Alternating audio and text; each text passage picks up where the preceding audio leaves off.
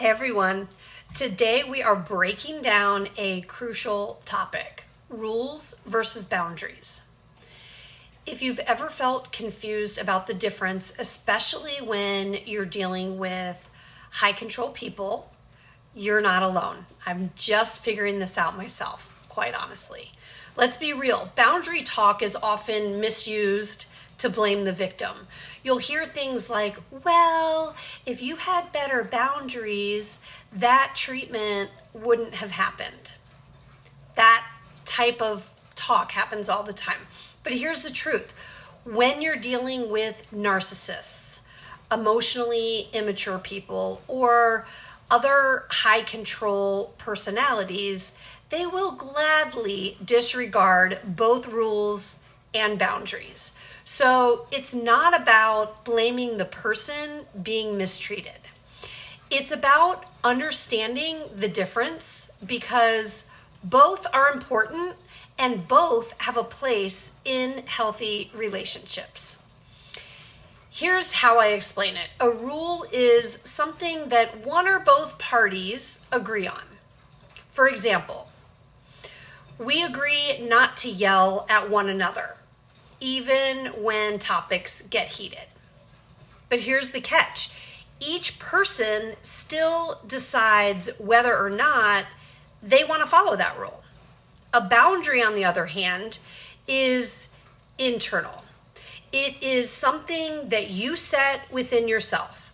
So you might say, okay, if you yell during this conversation, I will end it and come back when we can both talk respectfully. That's the key difference. A rule is externally set and relies on mutual agreement. A boundary lives within you, and it's your responsibility to follow through on. Now, if they follow you into the room where you're going to try to go on to calm your nervous system, get more clear and regroup, then that's not healthy. You're setting a boundary that they're not obeying. At that point, you need to decide whether you want to stay in an unhealthy relationship because that's very unhealthy behavior. Now, here's a real world example where we really clarified that difference between rules and boundaries with someone I was working with. I just walked the client through this. He leads a team at work and they have a standing weekly meeting. Now, one of the people on the team consistently monopolizes the time, talking way too long, ignoring cues from others, ignoring what other people say, and dragging things out. So the other team members were getting frustrated. They saw the value in the meeting and wanted to keep doing the meeting, but they were dreading them. So the team created a rule.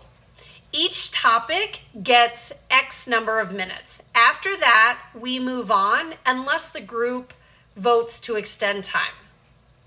But guess what? You know what's going to happen. That high control person ignored the rule at the very next meeting. So they realized, okay, a boundary is needed to be put in place. So this is what we worked out. The new plan, if that rule wasn't followed, that meeting would be ended early. And that time would replace another meeting later in the week that actually the high control person really preferred. They would use that time instead to work on sticking to the group's meeting structure. The person did not love it, but the meeting flowed better and the rest of the team left feeling energized and not drained.